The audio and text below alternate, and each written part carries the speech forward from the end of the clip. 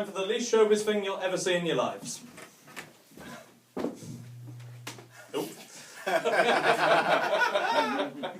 Ladies and gentlemen, please welcome from behind a wooden board, hidden in a cupboard, Glenn Doncaster. Thank you. Good evening, ladies and gentlemen. How are you? Well? Yeah. Grand. Excellent. Brilliant. A pleasure to be here in this wonderful, amazing, beautiful venue with all you lovely, lovely people. Thank you so much for coming. Thank you. I do hugely appreciate it. Thank you so much for coming. It's hugely flattering. Any of you would choose to spend the next hour of your life either listening to a short, fat, excessively hairy northerner you've never heard of in a venue that, let's be honest, really is too and a bit too elaborate for someone who works in solving Tesco's, isn't it? This is not my day job. I neither have the talent nor the opportunity, but I'm bloody chuffed to be here, it must be said. I feel I must have hoodwinked someone somewhere along the line and they've let someone on as little known as me in here, but I am bloody chuffed, it must be said. How's the Fringe going for you all? You having a good one? Yes. No, good. It's amazing, isn't the festival? I mean, done it every year for a number of years now, and yeah, it is just fabulous, right? Not just for the shows themselves. I've forgotten to start my stopwatch, bollocks. Not just for the shows themselves, which are a huge pleasure and a joy to do, and always great fun. But also because one of the weird side effects of doing this and being a stand-up, as some of you will know, is that people come up to you either after shows or in the street sometimes and tell you amusing stories or jokes in the hope you'll include them in your future routines. A good one I got told was there's this couple over in Ireland, in Dublin, on holiday, and they want to know how to get to Cork one afternoon. So stop a local man and ask him directions, and he goes, do you want the quickest route, or do you want something a bit more relaxed and scenic? That was an attempt at an Irish accent. I apologise to anyone with Irish heritage, or indeed any Irish people in the room, because that's the best it's getting. You'll get used to the increasingly shit accents as the show goes along. They don't get much better. But he says to them, do you want the quickest route, or do you want something a bit more relaxed and scenic? And they, and they go, no, we'll take the quickest route. He goes, oh, okay, grand. Are you going by car or you're walking? Because, it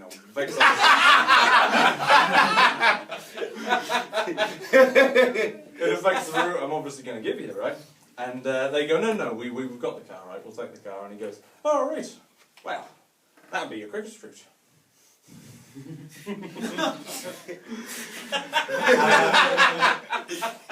That one's a bit flat, they get better. I hope, anyway. Another good one I got told was there's two blokes in Blackpool left in charge of a whole bunch of blind kids for the day.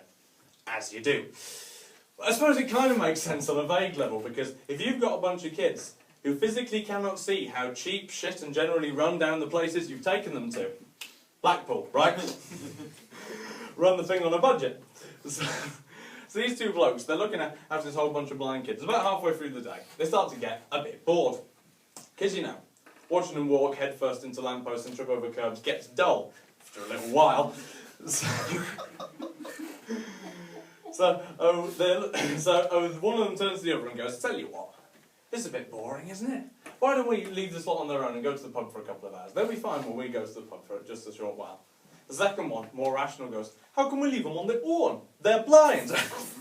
He might be from Newcastle, but it's hard to tell at this stage. How can we leave them on their own? They're blind, right? So the other one goes, oh, we can take them down to the beach. They can have a paddle in the sea. Again, the second man objects, because, he's clinically sane.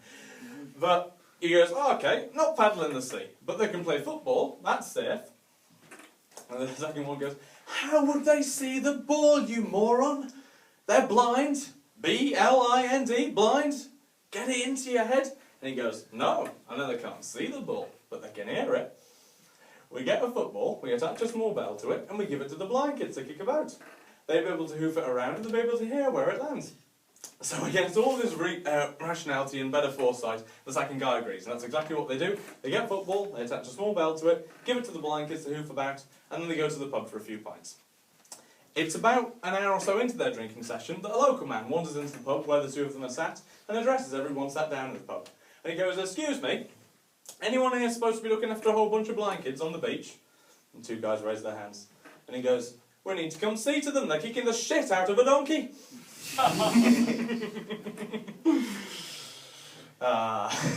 I have another story from, I've been told by audience members or people who knew I was doing a job. I'm doing a routine barber, and you know, I I technically didn't write this, but they did, and it saved the writing process, so bollocks to it. I will use it. Basically, the other one I got told was that there's this young lady, right? A very pretty girl, maybe in her early 20s, sat in the swings on the local park, just playing on her phone. And she takes a moment to look up, and look across the park and see what she perceives to be a small boy of about 7 or 8 years old, and fidgeting uncomfortably and clutching between his legs.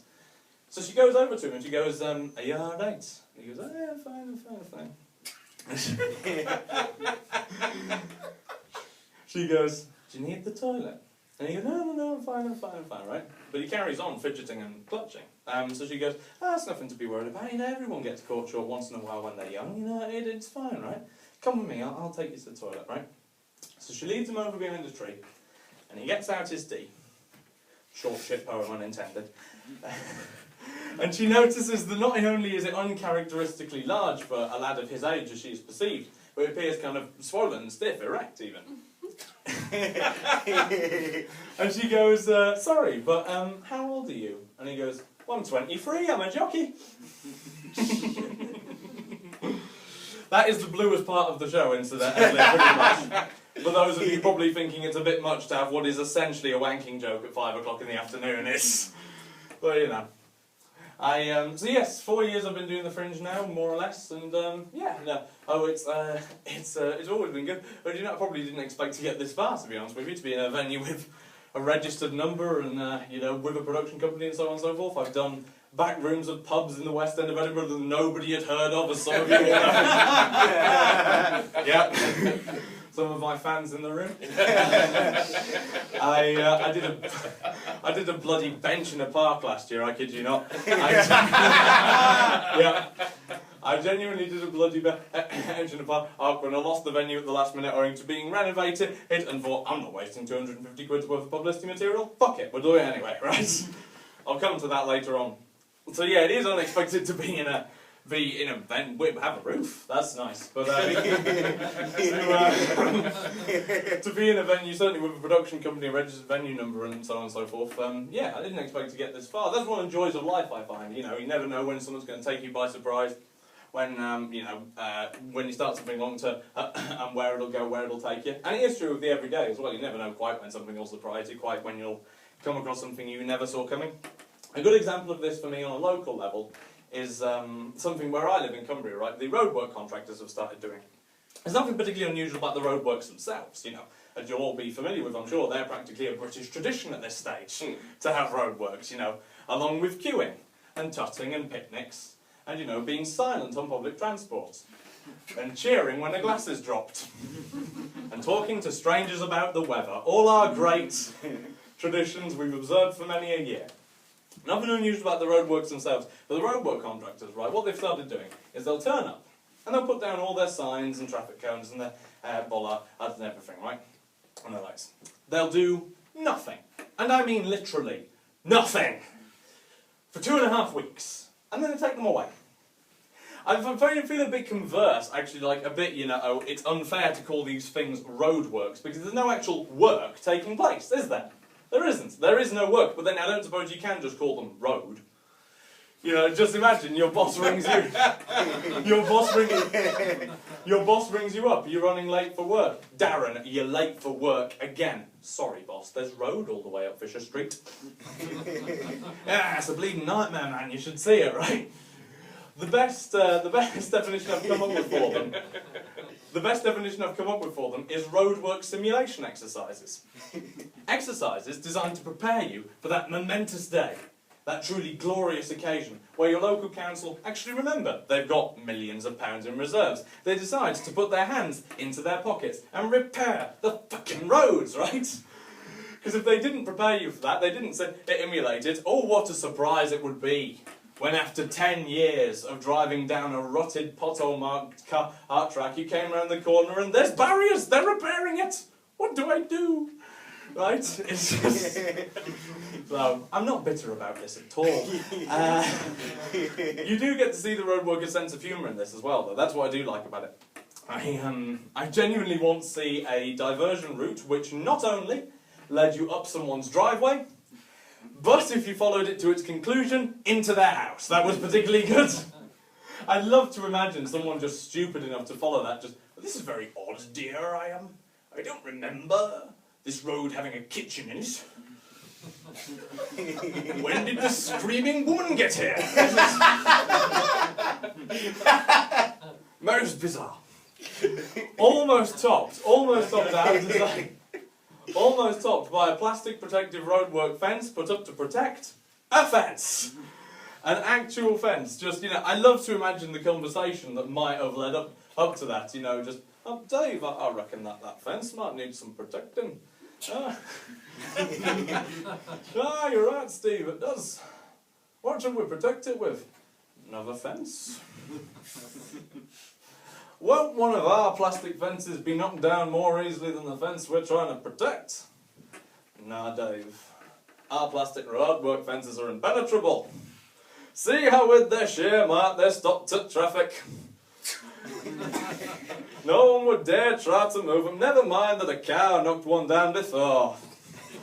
It'll be fine, right?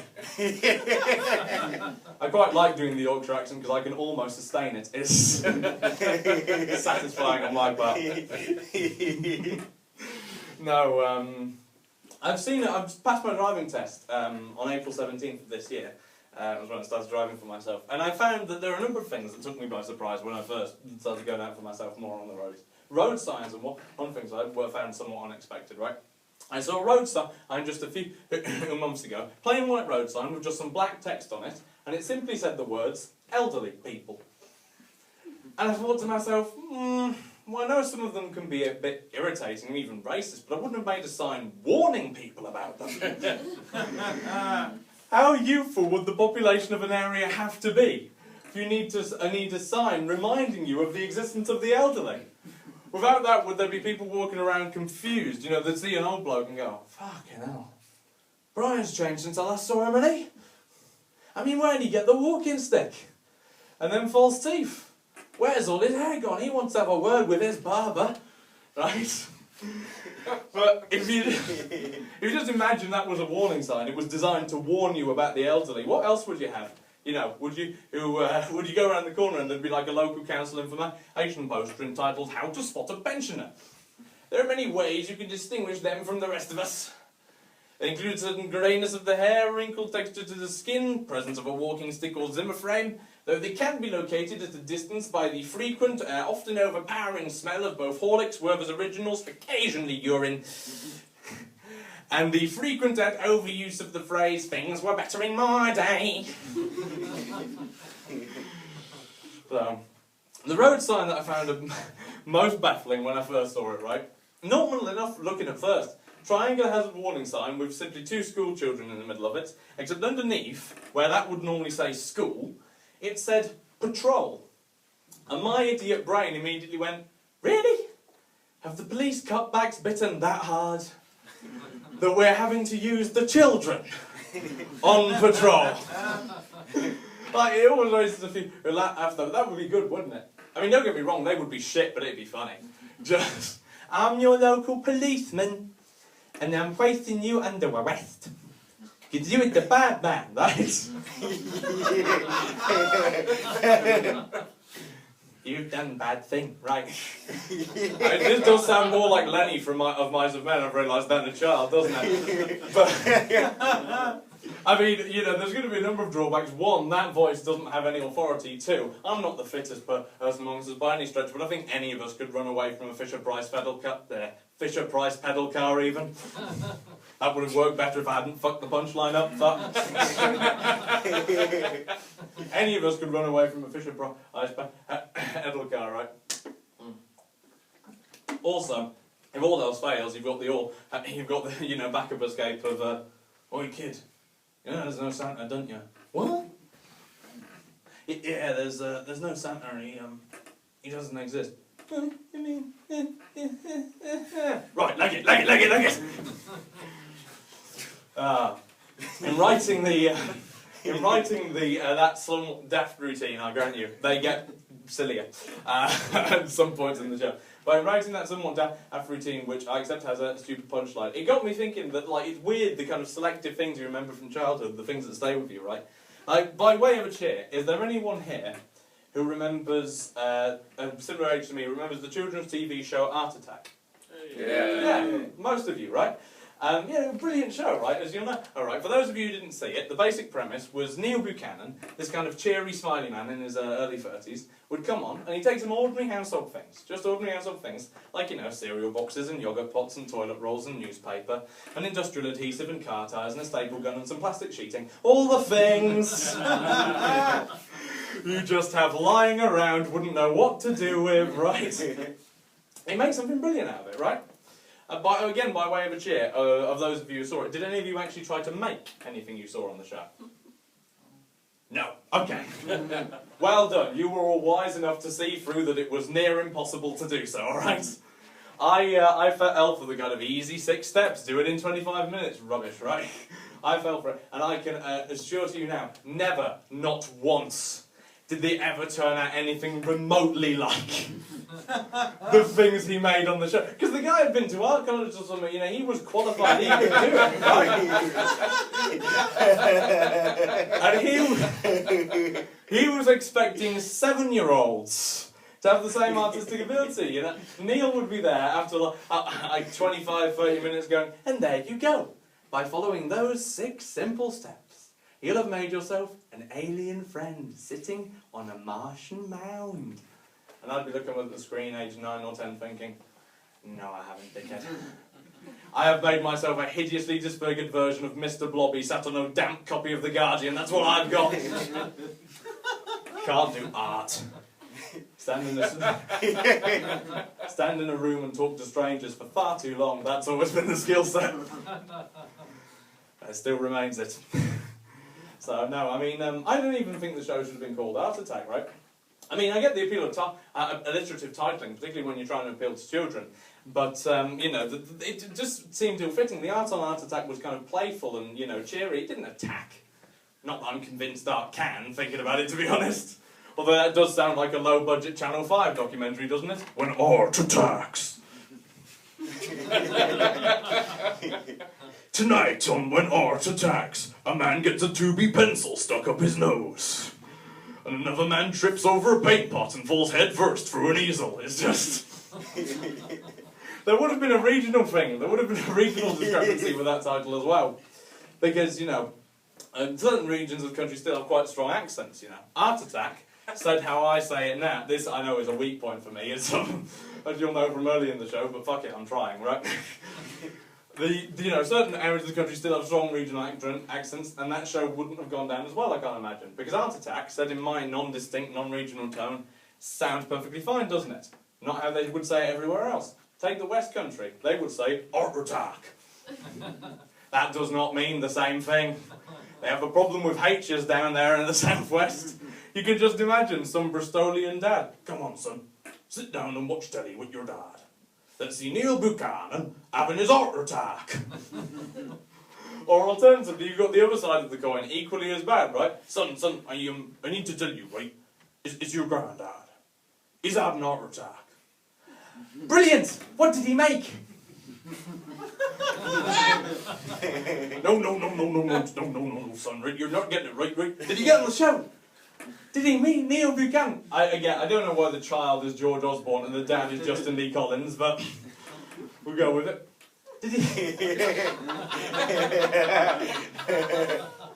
Did he get on the show? Did he meet Neil Buchanan? No, son, you're not understanding, right? Your granddad, he's in hospital. Well, what did Neil do to him? Right? So, that's galling that the accent gets more laughs than the punchline. Oh well. So,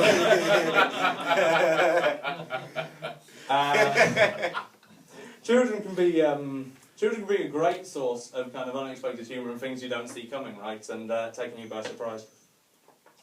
I made what I can only describe as the mistake of doing teaching assistants for 4 months, 2 years ago, right? There was one particular history class, as I was assigned to, 13, 14-year-old kids, where the history teacher turns to the class and goes, what happened in Russia in October of 1917 that changed the course of Russian history forever, right? And a kid at the back, with genuine excitement, kind of genuine faith at his answer, puts up his hand and goes, Halloween? No. I love the idea so much that the idea of Halloween was revolutionary to the Russian people. Oh yes, once they dressed little Sergei up as a pumpkin, once they'd never take it out of it, right?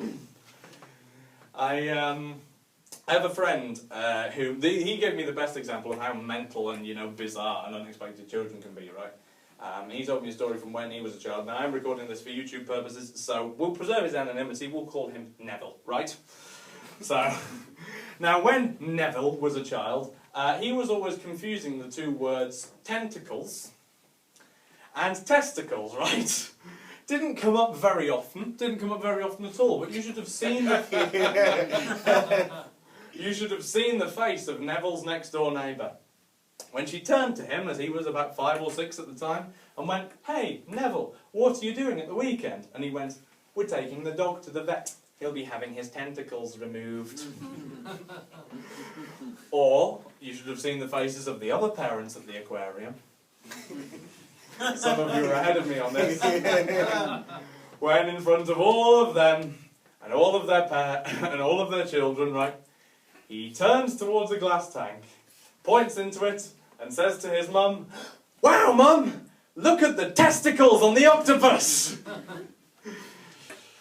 It's... I thought that adults are always more rational, not by any stretch, right? We can be just as bizarre and say just as mad shit given half the chance. There's a hotel me and my dad stay at it on a yearly basis, right? Stay several times a year. I got to know the landlord over the years quite well. Perfectly rational, sensible, logical, forward-thinking bloke, right? And one year we went back, he put these notices in the guest bathroom, right? Seemed quite ornate, nicely printed, nicely written, clearly been done by him personally, right? He'd had them printed at least. It was just the tone the note took in its opening sentence. Very odd, very bizarre. Overly empathetic, really. The note wasn't anything about anything serious, anything like dangerous or anything. The note was about towel usage. But it took this weird tone of sympathy in the opening sentence, right? I'm not kidding you. The opening sentence of that note reads, to this day, right? "Every day, thousands of towels are washed in hotels all over the world. Many unnecessarily." It's like the start of a WWF wildlife advert. It's incredible, right? It's so kind of overly emotive and melodramatic in tone. You only expect the rest of that note to go, "But you can do something to help these poor innocent creatures. Just £3 a month can protect towels, such majestic beasts, from being washed. Unnecessary washing can damage a towel's natural markings, shorten its lifespan, and mentally traumatise it for life. So please, text towel now to 63103 to start your donation to protect towels in their natural habitat. Thank you." On a little side note, by the way, I would like as many of you as possible genuinely to text towel to 63103. Not because that charity exists and not because I have any intention to set it up, but what no one here will know is 63103 is the genuine text tone of a regional radio broadcaster. And I would just love it, just adore it so much. If one day during the Fringe they got like 10 or so texts with no context or explanation and just say towel. That would be fun. No, I have another tale really, yeah, fuck it, we've got time. I have another tale of how adults can be equally irrational and equally daft as children, right? And this is to do with how the show last year, and some of you will have followed the progress of, or lack of. Basically what happened is, as I said at the top of the show, right, venue was put up for renovation, sold at the last minute, put up for renovation 3 weeks before it was due to perform. So I was left without a venue. Couldn't find a venue, so I went, right, I am not wasting 250 quid's worth of publicity material. Sod it, we will amend 2,500 flyers by hand and 150 posters. That was easier said than done, as it transpired. Regretted that one after day 2, but that decision. Not much foresight in that one, but we'll do the show anyway. We'll do it on a park bench, we'll do it in the meadows, to whoever's willing to sit on the grass and listen, right? It would be quite a novelty thing, it would be fun, right? Now, there are a number of problems with this that I hadn't foreseen, right? I have only had a short time as an amateur stand-up comic. I never imagined once to be heckled by crows, dogs, children, actual children. You know, I vividly remember this one once, it was just, "Mummy, why is there a madman stood on the bench?" Oh, God. Right, that was the first problem we encountered, but other problems made themselves known as the show went on. The last thing I expected was for the show to be actively protested against. Yes, some of you looking right, many of you looking rightly confused, right? What happened was we quickly realised that in order for people to know A, which of 250 benches in a 4-acre park we were fucking on, right?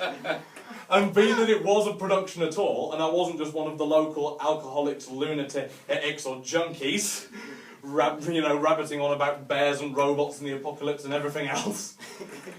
That we needed to find some way of publicising the show to confirm that it was a production, and like I say, that I hadn't escaped from a mental institute, right?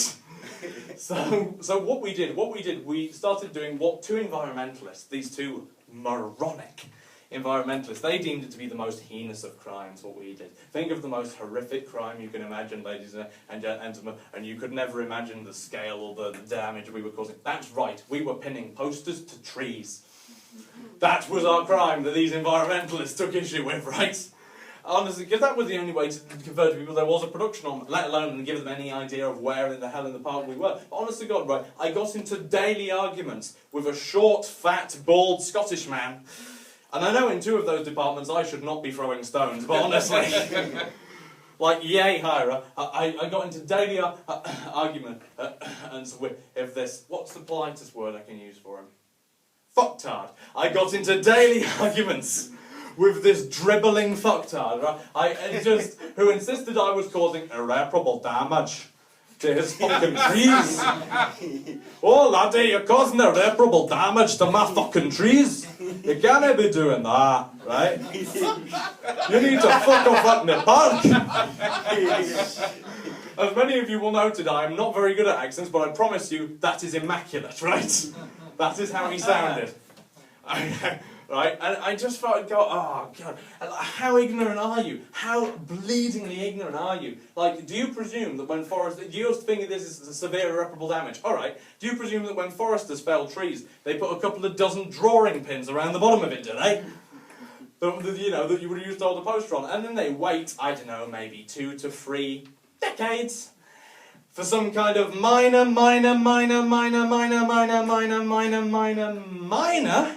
rot to set into the bark of the tree, and then with the strength of shitting He-Man himself, push the fucker over, do they? Is that how this works? Also, like, this man is clearly, concerned of protecting the natural world and protecting certain aspects of the natural world, right? I began to ask myself, well, again, how ignorant are you of this? Like, have you heard of, this magical, mystical creature? This wonderful little thing, totally at harmony with the forest, doesn't even harm the slightest leaf on the smallest tree. Called the woodpecker. And what that does, as many of you I'm sure here will know, is it bores a hole into a tree about the size of a tennis ball, really, which last time I checked is bigger than a drawing pin, to make its nest, and it lives in its nest for several years. And when, eventually, as all things in the forest do, sadly, the woodpecker dies, right, do you know what happens to the tree? Do you know what happens to the tree? It's still there, right? I was annoyed at this man, you can probably tell. I also thought, if you're going to do this, if you're going to care about this enough to come and shout at someone, right?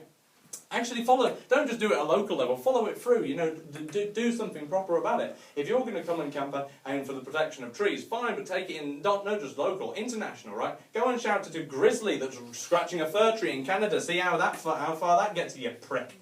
Right? But I still hate him now. So if you see a man matching to that accent and that description, feel free to hit him for me. Preferably with some part of a tree. It would be immensely satisfying. But this is what I'm talking about. In the most mundane circumstances, right, adults can be equally irrational. And, you know, anyone can, really. In the most mundane circumstances, putting up posters on trees, you know, hotel bathroom noses, whatever, right? It can trigger these moments of surprise that you could have never seen coming, right? I've had this thing happen to me a number of times. I don't know if anyone else in the room will have had this. You overhear someone else's conversation. You only hear the very last snippet of it, right? Just the very last sentence. And that is so weird, so bizarre in isolation without the rest of the conversation, that you spend hours, in my case, days, literally days, thinking about what on earth must have been said in the conversation for that to be contextualised and make any sense at all, right? Throw it open to yourself while I stop my throat from turning into dust. For anyone to chip it in as to any time they've had this happen to them and they know what I'm on about, right? Guessing now. Don't worry, you're not the first audience, I do have backup, right? I had a bloke in about 2 shows ago now who said to me that he'd had one where he'd just been walking through his local park in Manchester and he'd overheard a woman with her 2 kids. This was literally the only thing that she said he caught. She walks past and he goes, "Oh, glad I bought my spare pair of tights." That asks more questions than it answers, doesn't it? Your mind immediately leaps places that it probably shouldn't, but... No, I mean, I had one in Edinburgh. I've been up here at the Fringe, right? I've been with my dad, we're putting up posters for this show. And these 2 blokes walk past us, and literally, again, the only thing of their conversation we overhear is one of them turns to the other and goes, "Have you ever had one of those mega real cheesecakes?" Your guess is as good as mine. I thought all cheesecake was real, sir. I didn't know there was counterfeit cheesecake on the market. You know, I mean, I don't believe that any supermarket chain's going to start putting horse in that as well. I really don't. You would notice. You would notice. But, no, I've had it happen a lot in pubs as well, where I spend what can only be described as an alarming amount of my time. I had one on in my local pub where lad and lass chatting away, right, having a perfectly normal conversation, and the conversation between them 2 ended abruptly when the lad that was with the 2 of them, right, stood up from the table, clearly angry, clearly pissed off, and went, "Well, tell you what your problem is, tell you what your problem is. You just fuck everything," and then walked off. As if nothing had happened, right? Just got up and walked away. It was almost miraculous. The other one, and I will leave you on this one on before I move on to a different part of the routine, because I accept they're quite shit. Although they have elicited responses more like that bit other days, so you know. I don't know. But anyway, the other one I'll tell you, of these kind of weird conversational bits that you overhear. I was in a different pub, and there was the bloke who ran the kind of local karaoke night, setting up the karaoke equipment, just chatting away to the barmaid. And the conversation between them ended, it again rather suddenly, when she turned to him and said the phrase, "Well, I'm glad it was a dog, not a human." And that was all I heard of that conversation. I have spent weeks on that one, really have spent weeks trying to figure out what in the name came before that to contextualise it and make any sense, right? Throw it open to yourselves. Does any suggestions as to what could have come before to make it? I know this is fruitless, but does anyone want to chip in as to what it might have been come before that to make it make sense? Eh? Fell in the canal. Fell in the canal, yeah, that would work. You know, I've got to invent a dog's name, haven't I now? Fred. Oh, Fred fell in the canal today. Well, I'm glad he's a dog, not a human. But I've had some good ones from other audiences, I will. Not a slight on yours. I do apologise.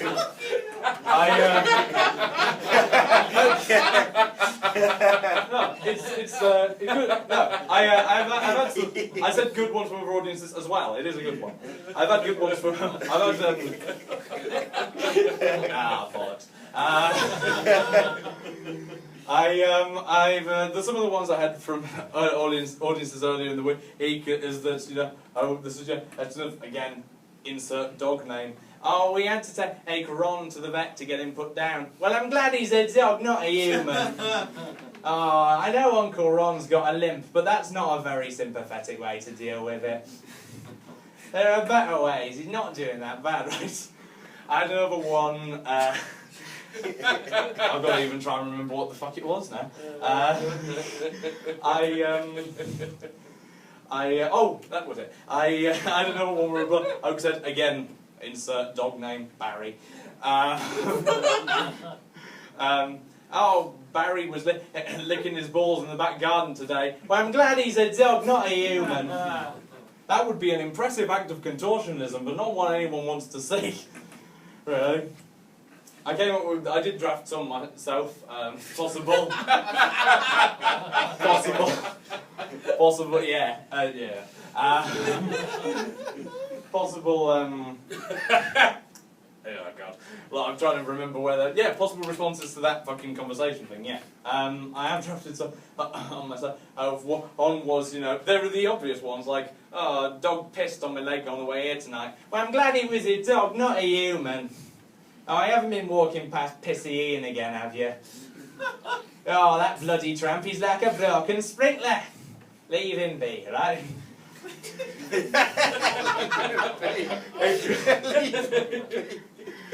It could have been a dog shagged me leg on the way here tonight. Well, I'm glad it was a dog, not a human. Like, that was remotely possible. Like, you'd be walking down the back street to the pub, and there'd be some fucker clamped to your leg all of a sudden. Oh, God. Get off me, you foot fetish prick! Get off, right! I don't know whether to be proud of the fact the show contains the punchline, get off me, you foot fetish prick. It merits different responses from different audiences.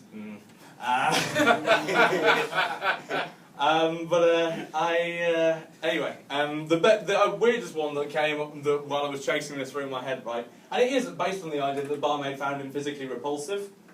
No. It could have always been, I shagged a dog on the way here tonight. Well, I'm glad it was a dog, not a human. Know your place, Derek, know your place. We wouldn't want you mixing with lasses, would we? I mean, you got worms, didn't you? Nah. Is that the last accent bit? From what I can remember. Yeah, no, I'll tell you some last few things from my own personal experience. Happened to us in the last year, right? That were unexpected and I never saw coming. Again, and some of them are along the vein of the highway code, and I know I'm milking this now, but I spent 8 months of my life learning it. I'm going to trade it for what material I can, right? One of the things when you learn to drive, obviously you have to learn the highway code now, mandatory as part of that. And when I opened the highway code book, I was intrigued to discover the first section is advice for pedestrians. Because that was intriguing to me, because a pedestrian is something that, in learning to drive, I was predominantly striving to no longer be. So why the fuck would you give me advice on it now, right? To me, that's like going to your local takeaway, opening the takeaway brochure and finding that at the first page is a recipe for fish and chips. or it's like going onto the website of a strip club and finding their homepage is an advert for YouPorn. It makes no sense at all, right? You are stopping me from gaining access to information about a thing I want to do by telling me about a thing I already could. Well done, Highways Authority. How efficient you are. I spent some time, right, reading the pedestrian highway code section just out of intrigue, right? Fuck me. The advice they give in there is so ludicrously patronising and condescending. It wouldn't be any use to anyone even trying to learn how to be a good pedestrian. There's a bit where it goes, pedestrians must not be present on motorways. Thank you for that one. Ah, God, thank goodness you told me that. I was going to go for a run on the M6 this afternoon. You're telling me that's not a good idea, right? You know, I mean, we are doing people who need that advice, the service to assume they can bloody read, right? We're doing them the service to assume they could read that advice, but even if they could, right, I'm not sure we need it. I mean, if you're going for a jog on the M40 in front of 70-mile-an-hour traffic, we don't need you. On your way, that is natural selection at this point. We don't need, I mean, Christ, if we let you stay around, where on earth, what might you get to? Good. You might end up in government. With intelligence like that. One person who politically sympathises in the room, thank you. But yeah, no, I mean, in the same section as that nugget of highway code wisdom, right? It goes on to talk about tactile paving. And it says that tactile paving is used to warn blind or partially sighted people of a potential hazard. Now, tactile paving is a good idea on that basis, right? It works, it's a good thing. Telling people about tactile paving, nah. Because if you were blind or partially sighted, I'm not sure you'd be able to read that in the highway code, would you? It seems a bit mistargeted. More to the point, if you know you're blind or partially sighted, but you buy a highway code predominantly in preparation for a driving test, and I'm not sure those people would be learning to drive, really. It strikes me. So, no, I mean, it does occur to me. I mean, it's been long misconstrued that blind people can't drive. It's not technically true. Blind people can drive. They can. It's just mostly into things. That's the great hurdle there. A bit dark, I know. And I don't. That's as dark as my material ever gets. But I did I found myself, because it's not intended to be, you know, making light of anyone's disability. It's not intended to be aimed at anyone. It's not a punch down, right? It's intended to be taking a dark subject, a bleak subject, and trying to find the light and trying to find the humour in it. But any guilt I ever had about doing his material was kind of wavered when a bloke sat kind of roughly there where you are when I was doing the show on the bench in the park, locked eyes with me at this point in the routine, and just said, "To be fair, mate, they're not going to find you." It's brutal, but I do. I found my... Yeah, I had to... I don't know whether to laugh at it at all at this stage, but I would have done. I did.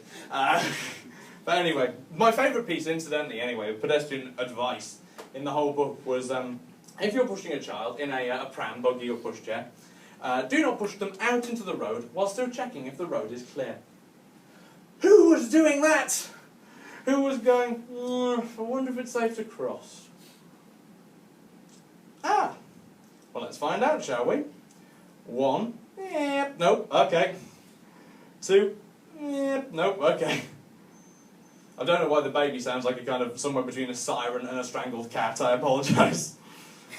Try once more. 3, oh shit. Oh, God. That's part of it. Oh, God. How am I going to explain that one to the wife? Fuck it. The despair is funnier, isn't it? I've got 2 final stories to tell you all before you go and see someone better. And, you know, enjoy the rest of your fringe, right? 2 final stories to tell is why you should embrace the unexpected in life. Go with what happens and just embrace whatever happens, right? The friend of mine who I mentioned before, Neville, told me, right, about the time he spent away at university. He'd been away at Greenwich University most of the last couple of years, and one night a couple of friends of his decided to go on a pub crawl, like through London across various different pubs. He wasn't invited. You should not, I make a point of this because you should not feel sorry for Neville in that at all, right? He has induced this on himself, and I have on good authority by both him and a number of other people. The last time he was on a pub crawl, he got so rat-assed that his response to one particular song being played in a pub was to strip himself naked, stand on a table and sing Starships by Nicki Minaj. That was his response. I did say to him, I mean, come on, mate, have some decency, have some self-respect. I mean, Nicki Minaj. You're a grown man. Nudity's one thing, but have some taste, right? Oh, it's a fan club it.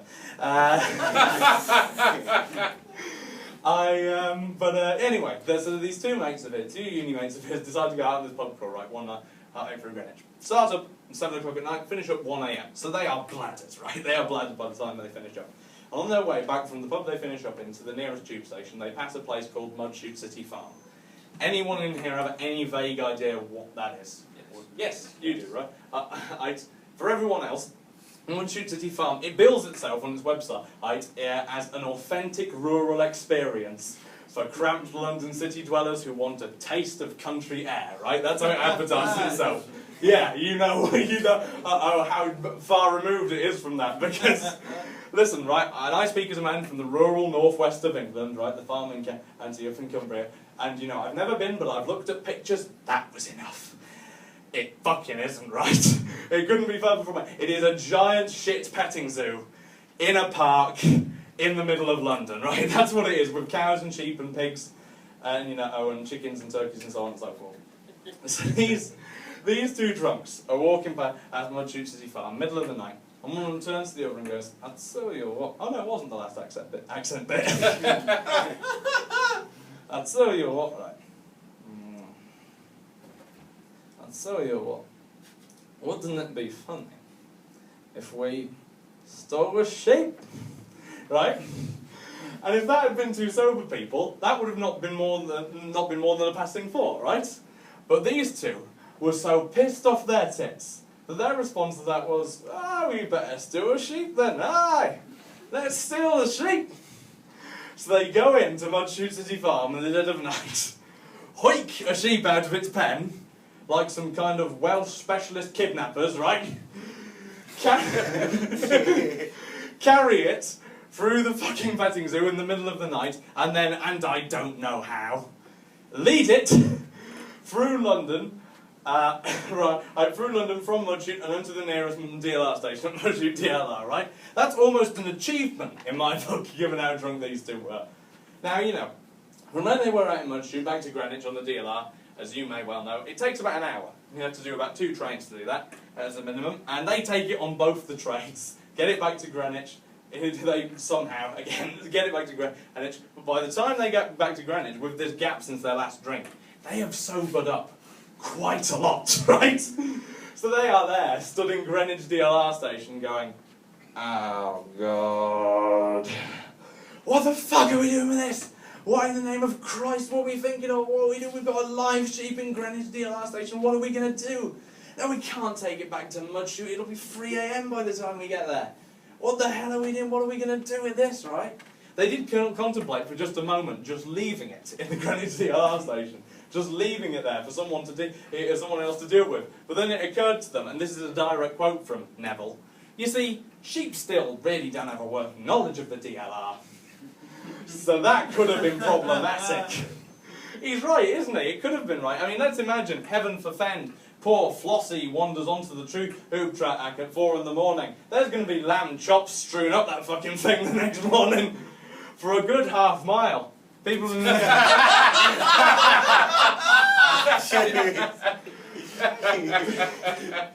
people in the next station standing there. Has that train been through some snow? Wait a minute, the snow's got a head. Is snow normally red? This is odd. So anyway, so they decide the responsible thing, right, to do is follow through with plan A, as much as there ever was one, and take it back to their accommodation block at Greenwich University, take it back up to their flat. And, right, they get it as far as the Greenwich University accommodation, campus accommodation reception bit, right, and after a couple of attempts to convince a confused, frightened and tired sheep to get in a fucking lift with its kidnappers, or climb some stairs it has never seen before in its life. After a couple of attempts to do this, yes, they go, "Oh, bollocks. Bollocks to this, right? Leave it in the reception. Leave it in the reception. Someone else will deal with this in the morning," right? And so, that's exactly what they do. Leave it in the reception and go to bed. Next morning, the person who comes down to reception to open it up, from behind the door, hears only this noise. Meh. Because there's a fucking sheep in the reception block, right? And everyone in accommodation gets called out to this. Literally everyone, right? The cleaners, obviously. The accommodation administrative staff, student support, maintenance people, you know, security. Why? Was it a threat? Really? Was it going to cause some kind of disturbance? Eventually the head of accommodation comes down and he goes, what on earth do we do with this? What in God's name do we do? We've got a sheep in the reception building, what the hell are we going to do? This is an embarrassment, we've got guests coming today, guests to look around the university, they're going to see this, what on earth are they going to think? Bloody hell, the veterinary department's hands on here, isn't it? What in the name of Christ do we do? You know, other students who don't know this chaos this utter, like, you know, a ridiculousness has gone on in the night. They're going to come down for their lecture as, what do we palm it off on agricultural sciences? We don't have agricultural sciences. What do we do, right? And then it dawns on him slowly, okay, what do we normally do with guests who don't have a reservation, don't tell us they're coming, they just turn up unexpectedly, right? They just turn up out of the blue, they don't apply with official registration accommodation procedure, which I accept for this fuck would have been difficult, right? We put them in the guest room. Put it there! Put it in the guest room, lock it in the guest room, it can chew on some magazines, it'll be fine, right? So I herd the one sheep flock into the guest room, lock the door, don't know why. And they start ringing round places to try and work out where the hell two drunks have got a live sheep from in the middle of London in the dead of night. I quickly work out it's probably come from Mudchute City Farm. It's an hour away on the train, but it's doable. They could have put it on the tube and brought it back. So they ring up Mudchute City Farm and they go, hello, this is Greenwich University campus accommodation here. This is going to sound a bit odd, but have you lost a sheep? And to their credit, Mudchute City Farm went, no, all our sheep are fine, thanks, right? Put the phone down, right? And at this point, the people who work at Greenwich University campus accommodation, as confused as many of you will be now, right? They start looking around other places. Where else does it come from? It could have been some farmers market, some kind of agricultural show, right? Where on earth does it come from, right? About half an hour later, Mudchute City Farm ring back. And they go, hello, is that Greenwich University campus accommodation? Yes. Yeah, as it turns out, we have lost a sheep, yeah. Why'd you ask? Right? Because we know it'd come from there. I did tell you it'd come from there. There's no mystery plot to this, right? There's no intrigue and, you know, building up to some kind of plot twist. It's not an episode of Scooby-Doo, all right? You know, I'm not going to come to you and it was the sheep all along, right? And he wouldn't have got away with it too if it weren't for them drunks. His master escape plan. No. So anyway. So they know. I don't know what happened in the interim between those two phone calls, incidentally, whether Mudchute City Farm just assumed all their sheep were fine, or whether they sent someone out to count them, and the inevitable happened. Alright, I've got to count the sheep, have I? Alright. 1, 2, 3, 4, 5,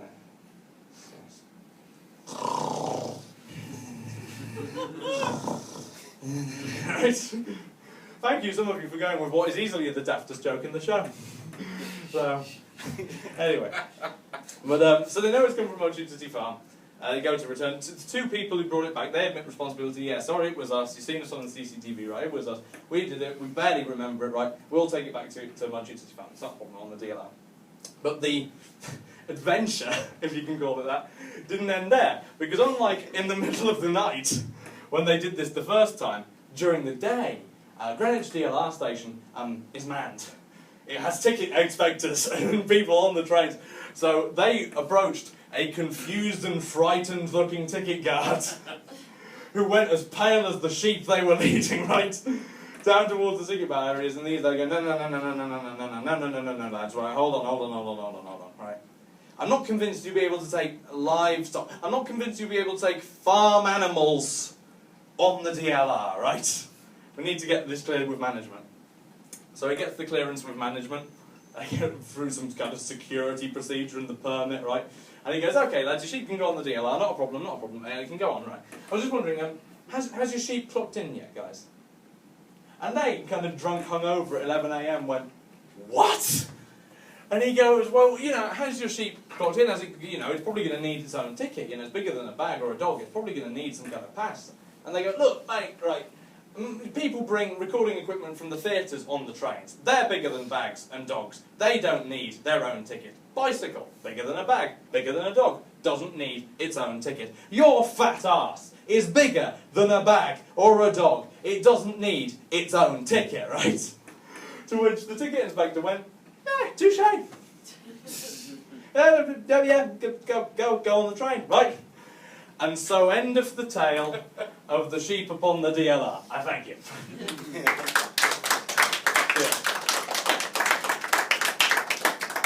I have one final tale to tell you, and then I must leave you because there are better people in here.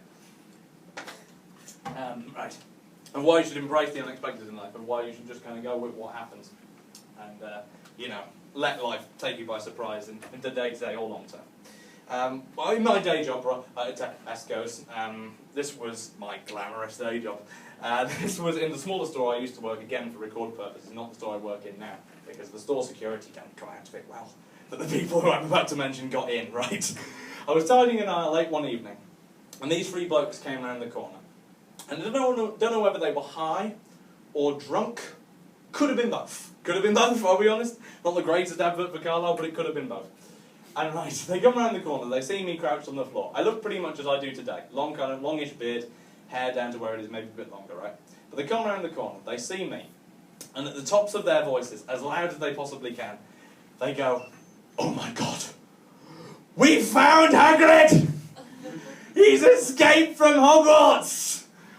And I thought, right, you know, I mean, I do stand-up, okay, at this very amateurish level. I've been free Fringe for 4 years, but I'm not even a roof 1 year. I do it at this very amateurish level, but I still do stand-up. I must be able to get something out of them, so they're not just laughing at me, so, you know, that I can get a laugh out of them on my own terms. And it came to me. So as they're there, stood there, laughing at me, it literally tears rolling down their faces, crying with laughter at us, right? I simply turned, looked into their eyes, and said the phrase, "You're a wizard, Harry." You're a wizard, Harry. Ladies and gentlemen, you've been a truly, truly wonderful audience. I thank you so much for coming.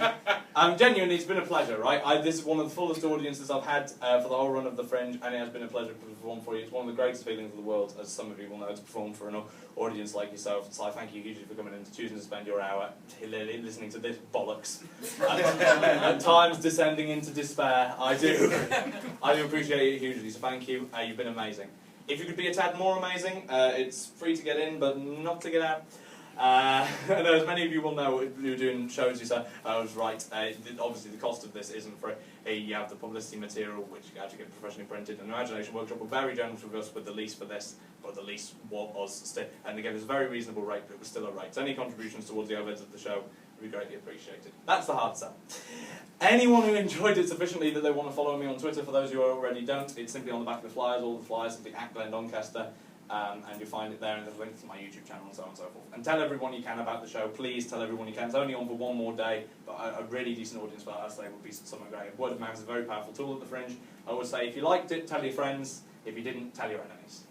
You know, someone pushes you in front of you in a queue for another show, and you can think to yourself, alright dickhead, I know a show you'll like. Ladies and gentlemen, with that, you've been a truly, truly wonderful audience. Thank you so much. I've been Glen Doncaster. Cheers. Enjoy the rest of the day.